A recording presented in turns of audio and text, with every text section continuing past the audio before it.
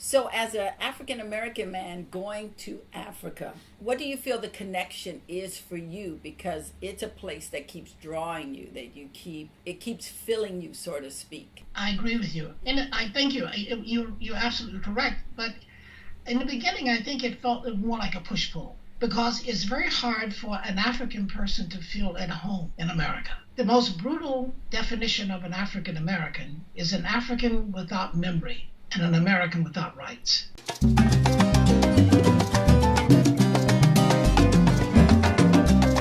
What made you want to get into drawing and coloring? And I had the pleasure and the privilege, the honor last year to spend 30 days in Nigeria, in Lagos, Nigeria, teaching film and producing in the business of film at the Del York Creative Academy there. I'd never been to Africa. I never had a desire to go to Africa because I went to Jamaica once and they wouldn't let me out. They lost my passport. They wouldn't let me out. I'm like, I'm going no place where there's just mainly black people because they keep trying to keep me. But I went to Africa and something happened. I came home and I heard the Holy Spirit say colors, colors, colors. So I had some watercolor pencils, and I saw a picture of somebody I know online. Now, I've never really done anything. And I drew a portrait, and I drew another portrait. And so I have all these men, I call the collection now, it's a collection now. I call it the men of the diaspora, because there was something about the faces of black men that in that moment captured my heart. And so then it just started to grow. I think the only way I can explain it is that when I came home from Nigeria, I left a part of me there. Thus, like I came out of the wigs and the weaves and I locked my hair and pulled my locked hair out. And I left a part of myself there, but I found a part of myself that I didn't know existed. I found, for lack of a better term, I found my roots.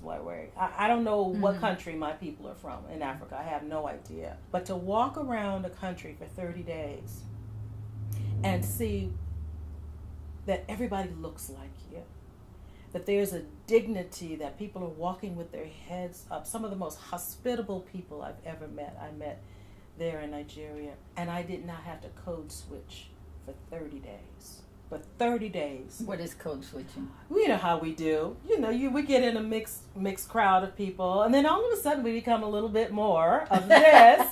And when did you decide you wanted to write books? I had gone overseas, and I came back, and I had done a lot of stuff over in Asia and Europe, and I came back and found out. Were you doing military bases? Military bases. Okay. Yeah, and I found out that a lot of comics didn't know anything about the history of comedy. Because at the time, a lot of athletes were talking about how basketball players weren't what they used to be because they didn't know the fundamentals. Everybody was just flying through the air and they weren't really doing, what they used to. And it's like, and I'm thinking, well, it's the same kind of thing with comedy. And then I started talking to some comedians. And there's a comic that you and I know, very prominent. And I asked him about Burt Williams, and he said he never heard of Burt Williams. And I said, oh, okay.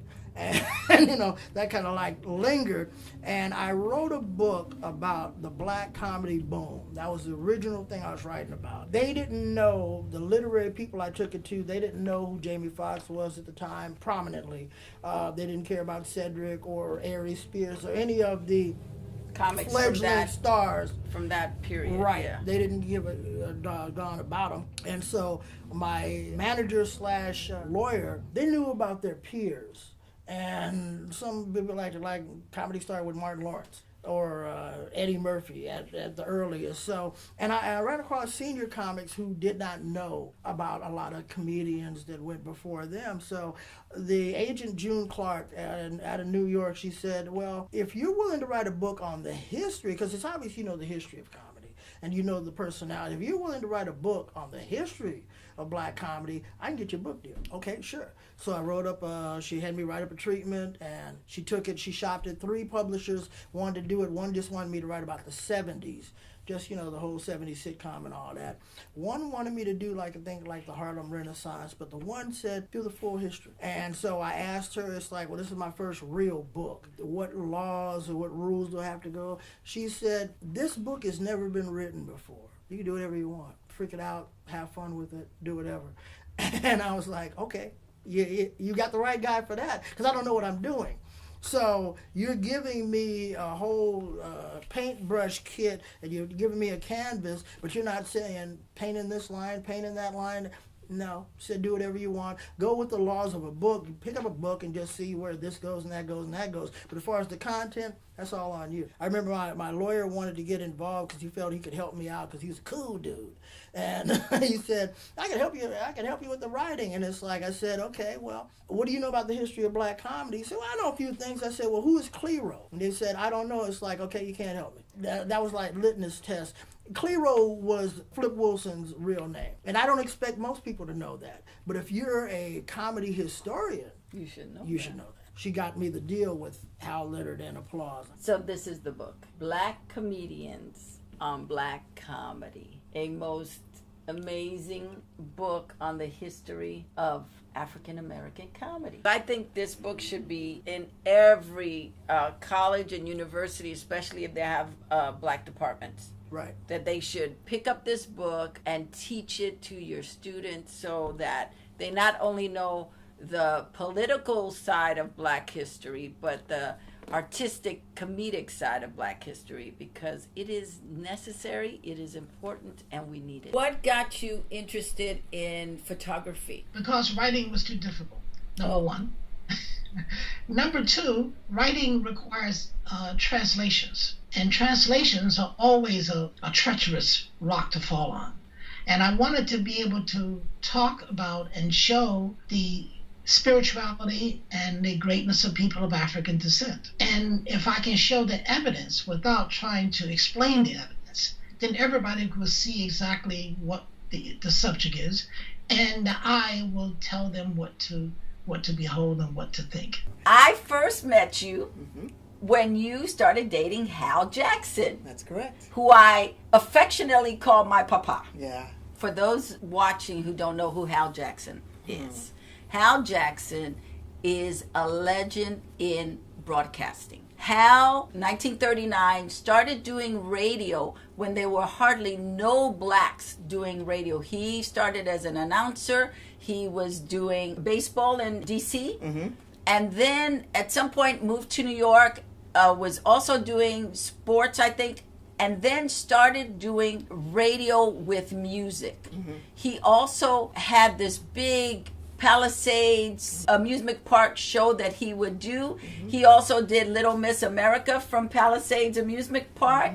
And he then started Inner City Broadcasting, which became one of the biggest radio stations and broadcasting corporations in the country for black radio. So he was instrumental in so many artists having a career. They're too numerous for me to just go down the list. It's just he knew everybody. He gave everybody opportunities. And he did radio for over 75 years? 72 years. 72 years. He was on radio up until he died. 2 weeks prior to his death. And he's got a book called The House That Jack Built. So if you don't know him, you really need to go to Amazon and find that book, because he is black history in radio. What were some of the challenges in the beginning? No money. That's always a challenge. We were a group of solo artists. We didn't have any official sponsors. We had nothing. And it's amazing to think that we started in July of 1993. By March of 1994, we had our first festival. No official sponsors. It was our own money. We made it happen. We put the word out. We got submissions. And it's amazing when I really think back on that we did it without any kind of outside support.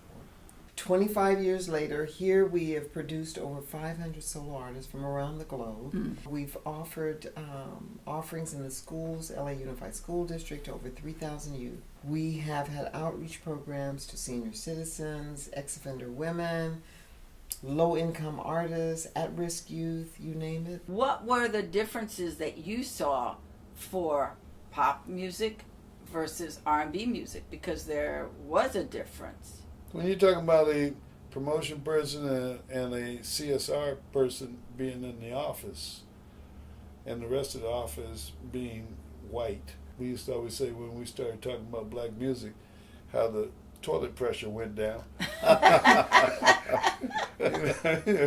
I'll be right back. Yeah, I mean, so the overall politics of it, along with the numbers, I mean, because if there was an act at the Roxy, I'm talking about, and this is true with most things, I'm not separating out, but our president and everybody in the company was at the show. That wouldn't necessarily be true if you were playing, I'm not sure where we could play at that time, but anyway, it would be a selective audience.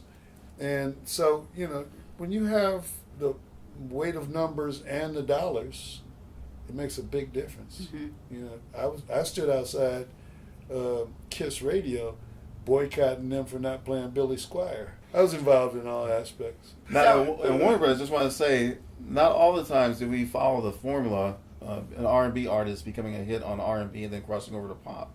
There were instances where we would have a white artist, in this particular case Madonna, who actually got her start on black radio. What is some advice that you would give a young black actor starting out in Hollywood from all the experience and information that you've gotten? How would you guide that actor? What I would do is tell them that no matter what the industry is selling you, that there's definitely two distinct Hollywoods. Ooh, okay. There's white Hollywood and there's black Hollywood. It's okay to approach it from a perspective that you are going to break down barriers regardless of what you're challenged by. Please keep that in mind. Keep that in your heart. But just know that the two do exist. And so a lot of the opportunities that you'll see your white counterparts getting will be a lot harder for you to get. And just because, a lot of places are selling quote unquote diversity now, a lot of it's just talk. And so you have to really get into the underbelly of what's really going on and surround yourself with good people that are going to keep you inspired.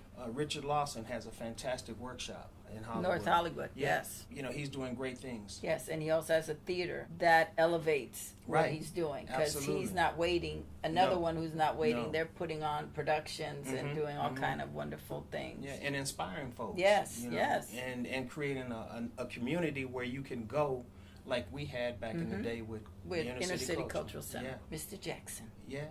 Be focused, and be strong, because it's going to take all of that and then some.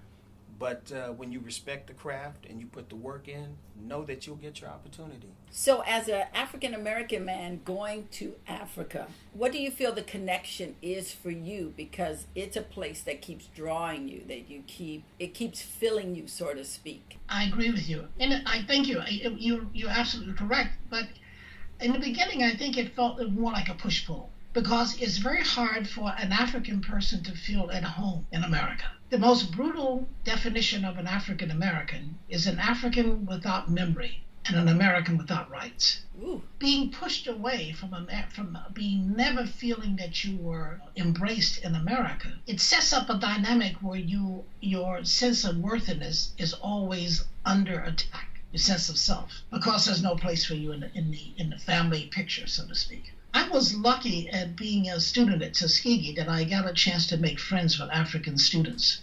Most of the African students at Tuskegee were not undergrad, but advanced students who were studying in the sciences, chemistry, veterinary medicine, what have you. And I became attracted to their music. And this was in the late 60s. 65, 66, 67. And I was attracted to their music. And that attraction then led me to conversations by hanging out with them.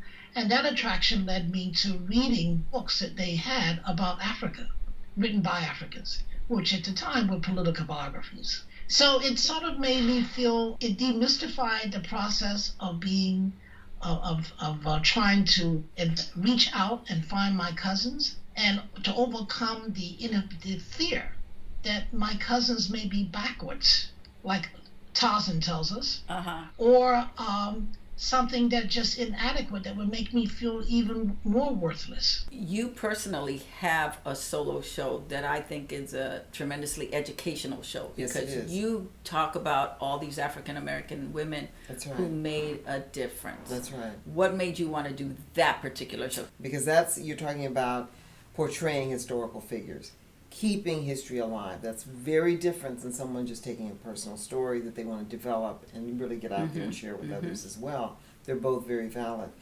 I had been touring with a company called the African American Drama Company in San Francisco. They had a one-woman show, a one-man show, both historical figures. I was with them when I lived in the Bay Area. Then I moved to Los Angeles, and I thought, maybe I need to create my own show, choose some other women that they're not really portraying and keeping alive historically, so I can continue the work they've begun by my own work. And also, one time, usually the male would do his male characters, and I'd do mine, historical figures. And so I would open for him, and then he would close. But this one particular time, and we did colleges and universities, this one particular time, he wasn't with me, it was only me, and they gave me the check, and they didn't seal it. And I opened up the check, and I went, oh my goodness, so that's what he's getting for me, doing his show. Wow. Oh, maybe I better think about creating my own work. So there were a number of reasons that made me think it's time now for my own vehicle. Wow. You talked about starting the Bible study, but what was the catalyst for you? Because that's so, being in Florida, doing seminary. I did not fit in. I didn't fit in, but I didn't let them know I didn't fit in. Because coming from a mixed heritage as I am. When I was in seminary, I did not fit in culturally even. Because I'd never been in the South. And there was still a lot of stuff going on in the South that was not cool on the side of the prejudice side, okay? And so I'd never been in that. And I'd never been around such religious people, that everything was so religious. But one of the things I learned is not to talk. I became a master of speaking in parables. I'd never heard anybody speak on it. I'd never heard anybody give a lecture on it. I just did it. So when they would say things to offend me, I wouldn't say anything back. If they would say, like, why do you walk like you walk? You walk like a lion. You walk like you got this kind of air, this confidence. I go, oh, that's interesting. That was my big thing. Oh, that's interesting. Just because in our culture, man, you had to stand up for yourself. Yeah, I mean, so then I was doing my walk, my Billy D. Williams walk. Swag! Give him that swag! But that wasn't about showing off. Mostly in that environment, I wasn't trying to play to that audience. I was being me. I was doing me, and I think God was loving it. I really do, man, because he just made me fly through the roof.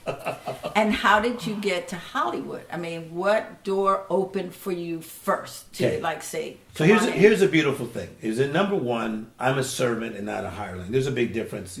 There's a lot of ministers that love. Can you say that again? I'm a servant, not a hireling. So man, these guys, so many guys, they want the limelight, they want the fame, they love the money. I've never been that guy. Bringing in millions of dollars a year, not hundreds of thousands, millions of dollars a year.